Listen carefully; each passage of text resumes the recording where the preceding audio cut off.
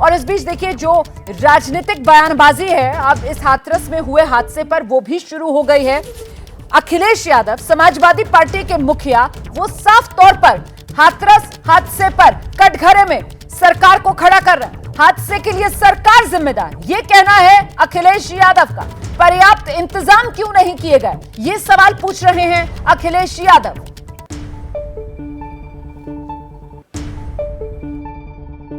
दुखद हुई और इसकी जिम्मेदारी सरकार को लेनी चाहिए, क्योंकि सरकार ही व्यवस्था में सुरक्षा से लेकर के सब इंतजाम देखती है। आगे सरकार ने इंतजाम क्यों नहीं किया? जी, लेकिन करीबन जो है सुनने में आ रहा है कि 100 से ज़्यादा या अगर 100 लोगों की जान गई है तो आगे सरकार ने इंतजाम क्यों नहीं किया वहाँ पे सुरक्षा का? जी, अगर आयोजन इतना बड़ा था तो सुरक्षा का इंतजाम भी सरकार को करना चाहिए।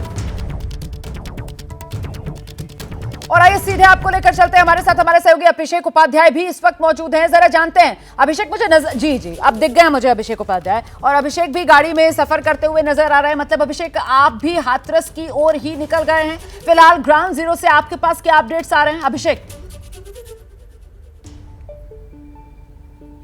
बिल्कुल रोमाना, मैं रास्ते में हूँ और कुछ ही देर में पहुंच जाऊंगा। जो ज़मीन से जानकारी मिल रही है वो ये है कि अभी भी जो वहाँ पर सिकंदर राव का जो CSC है, सामुदायिक स्वास्थ्य केंद्र है, वहाँ पर बहुत ही ज़्यादा कियास की स्थिति है। वहाँ पर जो इस घटना में जिनकी मृत्यु हुई है उनके शव वहाँ पर हैं।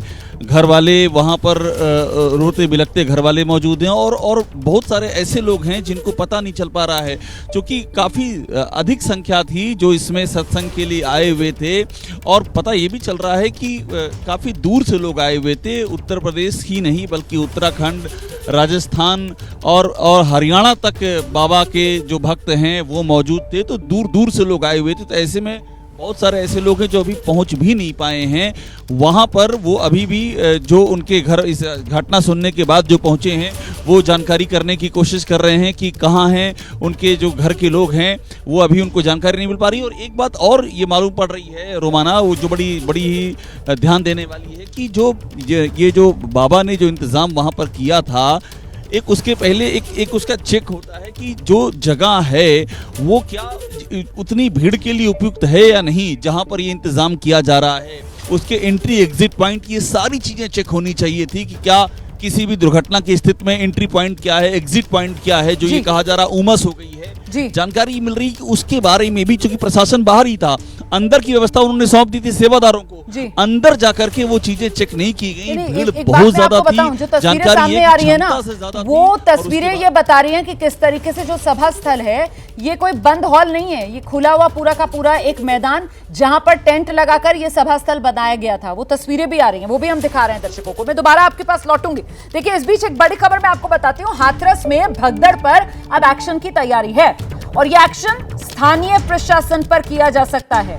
बाबा और आयोजकों पर FIR दर्ज हो, इसके निर्देश पहले ही दे चुके हैं उत्तर प्रदेश के मुख्यमंत्री योगी आदित्यनाथ। और मुख्यमंत्री योगी आदित्यनाथ ने पूरे घटनाक्रम की रिपोर्ट मांगी है 24 घंटे के भीतर। यह भी बता दूं आपको, आगरा के ADG, अलीगढ़ कमिश्नर, ये जो आला अधिकारी हैं, इनको जांच का जिम्मा दिया गया है और 24 घंटे के भीतर इन्हें हाथरस हादसा क्यों हुआ, इसकी जवाबदेही किसकी है, इसके लिए जिम्मेदारी किस अधिकारी की तय होगी, किस स्तर पर चूक हुई है, इस तरीके की तमाम सवालों के जवाब देने होंगे इन आला अधिकारियों को 24 घंटे के भीतर। जल्दी से आपको लेकर चलते हैं, हमारे सहयोगी अहमद बिलाल भी इस वक्त मौजूद हैं। ग्राउंड की तरफ बढ़ते हुए आप देख रहे हैं उन्हें भी। जरा जानते हैं अहमद बिलाल से, आपके पास क्या अपडेट्स पहुंच रहे हैं बिलाल? आपको बताना चाहूंगा कि जिस तरीके से ये घटना जो है वो सामने आई है और जिस सिकंदर राव CSC सेंटर की आप बात करेंगे, इस वक्त अभी भी वहां पर करंट सिचुएशन कयामत से जो कि खबरें वहां से आ रही है कि अभी तक कई लोगों को अपनों की लाशें जो है वो भी नहीं मिली है और लोग दर दर भटक रहे हैं। और न सिर्फ सिकंदर राव CSC की, बल्कि कुछ लोग एटा जा रहे हैं, कुछ लोगों को कुछ बॉडीज को जो है वो अलीगढ़ ताजगंज तक भी जो है वो भेजने की बात कर रहे हैं। तो जैसे जैसे लोगों को पता चल रहा है वैसे वैसे लोग जो है वो वहां पर अपने परिजनों और अपने चाहने वालों की तलाश में जो है वो पहुंच रहे हैं। लेकिन जो खलनायक कौन है, जाहिर सी बात है, आपने जो सवाल उठाया बहुत ही जरूरी है सवाल है। तो ये जो जैसा कि आप बता रहे हैं कि यूपी की सरकार जो FIR करने की कोशिश कर रही है और FIR दर्ज करेगी, लेकिन ये पहली बार नहीं है जब ये जो बाबा है, जो भोले बाबा है, उनका विवादों से नाता काफी पुराना है।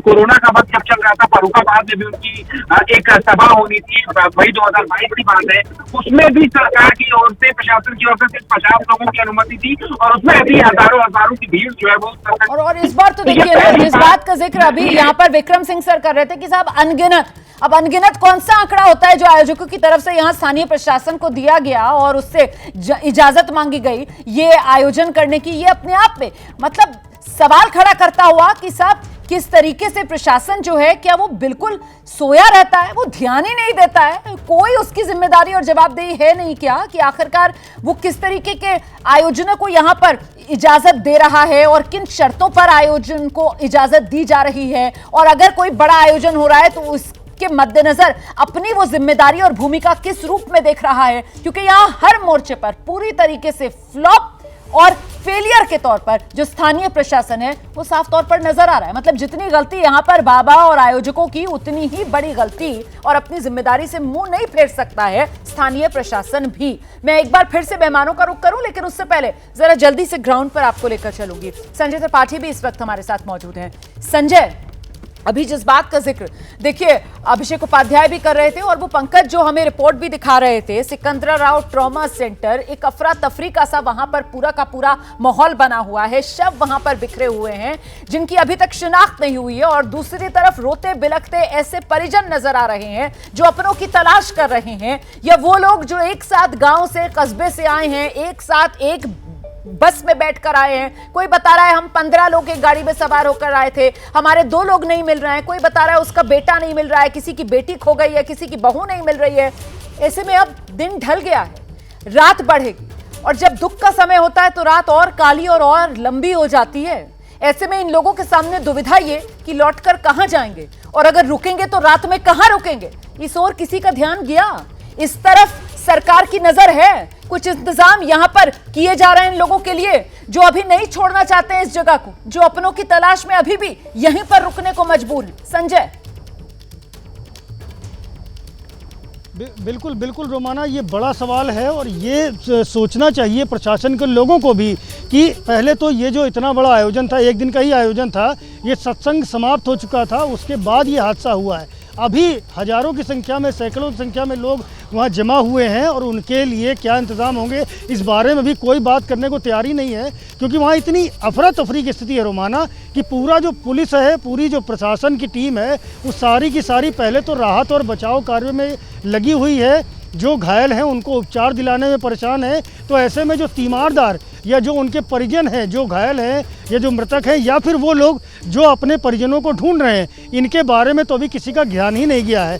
ये तो बात की बात होगी, और आप बिल्कुल वाजिब सवाल खड़ा कर रही हैं कि अंधेरा ढल रहा है, आखिरकार इन लोगों का क्या होगा। तो बहरहाल अभी तक ऐसा कोई अपडेट नहीं आया, ऐसी कोई जानकारी नहीं आई है कि इन लोगों के बारे में कोई इंतज़ाम किया गया है या नहीं किया गया है। विक्रम सिंह साहब जो बोल रहे थे, उत्तर प्रदेश के पूर्व DGP रहे हैं, वो बहुत बड़ा सवाल खड़ा कर रहे थे, बड़ा वाजिब बात कह रहे थे कि इस तरह के जो आयोजन होते हैं उनमें बाकायदे एक एक चीज़ की जानकारी जुटाई जाती है। और जिस तरह से भोले बाबा का जिक्र हो रहा है, भोले बाबा पे आपराधिक मुकदमे थे, ये जानकारी आखिरकार पुलिस प्रशासन को क्यों नहीं हो पाई, और अगर जानकारी थी उसको छुपा करके परमिशन दी गई, तो रोमाना ये एक बहुत बड़ी गलती है, बहुत बड़ी लापरवाही है। तो कुल मिलाकर के जो ये पूरा घटनाक्रम है, इसमें कहीं ना कहीं हर स्तर पर लापरवाही हुई है, न केवल परमिशन देने बल्कि पूरा सुरक्षा के इंतजाम समेत अन्य बिंदुओं पर घोर लापरवाही हुई है। और इसी को लेकर के 24 घंटे में रिपोर्ट मांगी गई है, बड़े अधिकारी मौके पर पहुंच चुके हैं, जांच पड़ताल शुरू हो गई है। कल ऐसी भी खबर है कि मुख्यमंत्री योगी आदित्यनाथ भी जा सकते हैं, तो बड़ी कार्रवाई भी इसी तरह से होगी रोमाना। ठीक है, मैं लौटूंगी आपके पास, रहिए मेरे साथ।